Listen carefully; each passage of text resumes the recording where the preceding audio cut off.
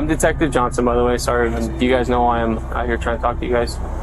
It's because I heard, I guess my family speaks and talking to his family.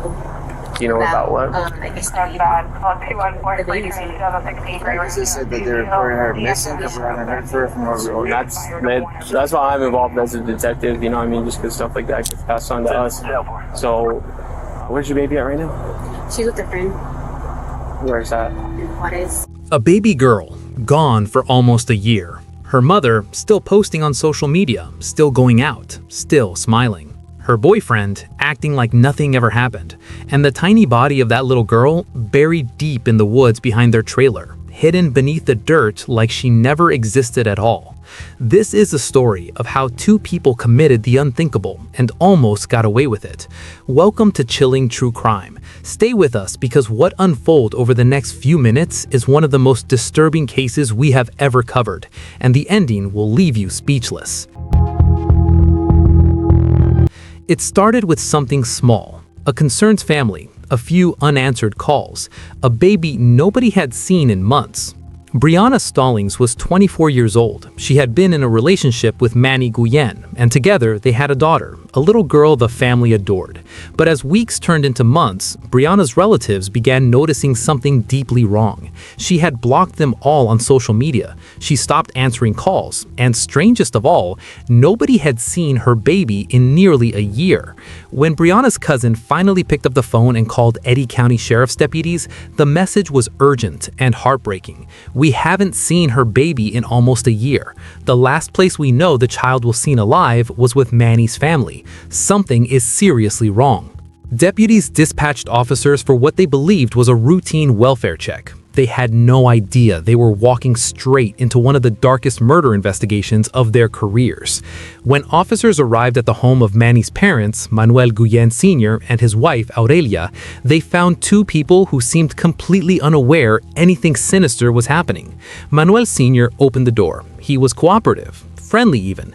He spoke about Brianna with something close to sympathy. She had been estranged from her own family, he said, and he and his wife had tried to take the young couple in, give them a place to stay, help them get back on their feet. He told officers Manny had served in the Marines, that he believed his son cared deeply for Brianna's daughter, that the last he knew, the couple had moved on and he hadn't heard much from them since. On the surface, it all sounded perfectly reasonable. But somewhere out there, hidden in the woods near a trailer park, lay the truth. And it was only a matter of time before it surfaced. I can't see in there. Hi. Hello. Sergeant around the sheriff's office. Hi, how are you, sir? Very good. Manuel Guillen. Nice to meet you, Manuel. Hi. Officer, how are you? Good, how are you? Is anyone else here? No. Just you two? Yes. Okay. Can we go talk over here? Would that be okay? I'm just gonna talk with them real quick. Do you know if baby? Well, what I heard already, yes, I know what happened already. When I know that she was with my son, because one day they appeared over there, he had a problem, so she don't have nobody they take care of her, but she's pregnant. She's pregnant. Did you know if the baby had been born? Did you ever see the baby? When they born, they were together. They were together, and like I told you, The family knows more than they're saying. Manny's mother, Aurelia, was also interviewed. She spoke to officers in Spanish, her words carefully chosen. She said that every time she asked Brianna and Manny about their daughter, they told her the same thing. The baby was staying with a family member. She seemed to believe it. Or at least, that's what she wanted officers to think. What she left out, what investigators would later uncover, were the small, troubling moments she had quietly chosen to ignore, the signs she had seen and said nothing about. But before officers could press further, a car pulled up to the house. Manny's brother stepped out. Detectives moved quickly to intercept him. Manny's brother appeared confused at first, almost irritated that law enforcement was involved at all. He explained that Brianna's family had been messaging him, asking questions, and that he had reassured them everything was fine. He said Brianna had reached out to relatives herself, that she told them not to worry. But then he said something that made detectives' ears sharpen. "I haven't seen the baby in a while, probably 3 months, maybe more. I asked Brianna and she said one of her aunts was taking care of her." 3 months, no baby. and only Brianna's word for where she was. So Manuel and Brianna never lived there when you were there? Iban y venían. They'd come and go. Coming with the baby? No, la baby no nació en She julio. wasn't at the house there when the baby was there. Okay. Have you ever visited and that's it? Okay. Detectives began calling Brianna's aunts one by one. Every single one said the same thing. They did not have the baby. Nobody had the baby. One of those aunts, Ruby, didn't just answer questions over the phone. She insisted detectives come to her home in person. She had things to say that couldn't wait. Ruby had raised Brianna since she was 6 years old. She loved that girl like her own daughter. And when Detective Johnson arrived at her door, what she shared painted a deeply unsettling picture of Manny Guillen. She told him that on the day Brianna gave birth at the hospital, she rushed there immediately. She was taking photos, celebrating, overwhelmed with joy over the new baby. But Manny had been watching, and without a word, he leaned down and whispered something in Brianna's ear. Then he walked out of the room. He got mad, Ruby told Detective Johnson. He got mad that I was there. Brianna had brushed it off, told Ruby not to worry about it, but Ruby never forgot that moment, because in that moment, she saw something in Manny Guillen's eyes that she couldn't quite name. She would spend the rest of her life wishing she had said something sooner. While detectives processed what Ruby had shared, another call came in, this one from a woman named Desiree, Brianna's former roommate. She had heard about the missing child, and she had information about Manny Guillen that his own family had never mentioned to police. Desiree didn't waste time. Manny said he didn't want the baby. He had a son before, and he got that baby taken away because he beat him. He doesn't have that kid anymore. The mom has the kid. Detectives went still. Manny Guillen had already lost custody of a previous child due to physical abuse, and now here he was, in a relationship with a young, isolated woman who had cut ties with her entire family, raising a baby girl he openly said he never wanted. Desiree kept going. She described the relationship built on control and volatility.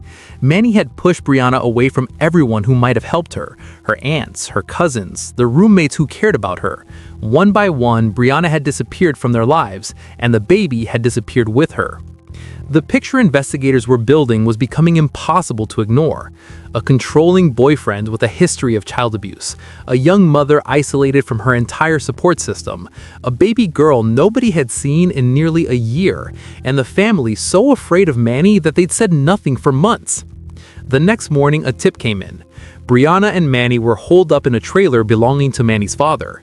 Officers drove immediately to the address. They knocked, no answer. They knocked again.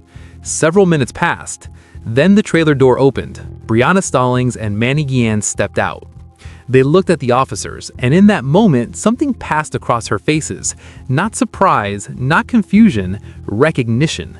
They already knew why the police were there, and they had a story ready. Detective Johnson introduced himself calmly. He asked them both the same simple question. Do you know why we're here? They said they'd heard from family, that relatives had been causing trouble, that Brianna was frustrated with the interference and had chosen to distance herself from people who made her life harder. Then came the question that mattered. Where is your daughter right now? Brianna answered without hesitation. She said the baby was with a friend named Maria in the town of Wades. She'd left her there about 2 months ago because she needed help and wasn't in a position to care for her properly. She said Maria would take good care of her until things got better. Detective Johnson separated them. He took Manny aside and asked the same question. Manny's answer? Different. Completely different. He didn't say 2 months ago. He said the beginning of the year. February maybe. He couldn't provide Maria's last name. He couldn't provide an address in Wades. He had no phone number, no way to contact her, no way to verify any part of the story. When Johnson circled back to Brianna and pressed her on the same details, she crumbled too. The messages with Maria? Deleted. New phone. Maria's number? She couldn't remember it. Had she checked in on her daughter since leaving her with this woman? No, not once. A mother who hadn't checked on her baby in 2 months, who couldn't say where she was staying, who had no way to reach the woman supposedly caring for her child. Detective Johnson had heard enough. Both were detained and brought to the station for formal questioning. In the interview rooms, detectives followed up on Maria. They searched every record they could find in Wades. They asked every contact Brianna had provided. Maria did not exist. She was a name, a placeholder, a fiction invented by two people trying to buy time. When Johnson returned to Brianna's interview room and laid it all out, the non-existent friend, the mismatched timelines, the months of silence, Brianna sat across from him and said nothing. Then her breathing changed. She was calculating what she could still deny.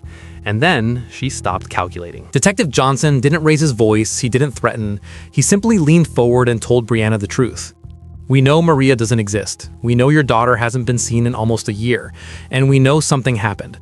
What matters now is that you tell us the truth. For a long moment, the room was completely silent. Then Brianna Stallings broke. She began to cry. Her voice cracked and fragmented as the story finally came out. She said that one night, she and her baby daughter were in the car together. She had fallen asleep accidentally and woken to find her daughter unresponsive beneath her. She had rolled over onto her in her sleep. The baby was gone. Panicked and terrified, Brianna had called Manny. Together, the two of them made a decision that would haunt everyone who loved that little girl for the rest of their lives. They wrapped her body up. They drove to a patch of woods near their trailer, and they buried her. Then they went home. They continued living, eating, sleeping, existing, as if that child had simply ceased to be. For nearly an entire year, the body of that little girl lay in the ground, in the cold, in the dark, while her family left voicemails that went unanswered, and her grandmother Ruby lay awake wondering what had gone so terribly wrong. Based on Brianna's confession, investigators launched an immediate search of the wooded area near the trailer. They found her daughter exactly where Brianna said she would be. Ruby was told the truth within days. And now here's a detail that will stay with you long after this video ends. Both Brianna Stallings and Manny Guillen walked free.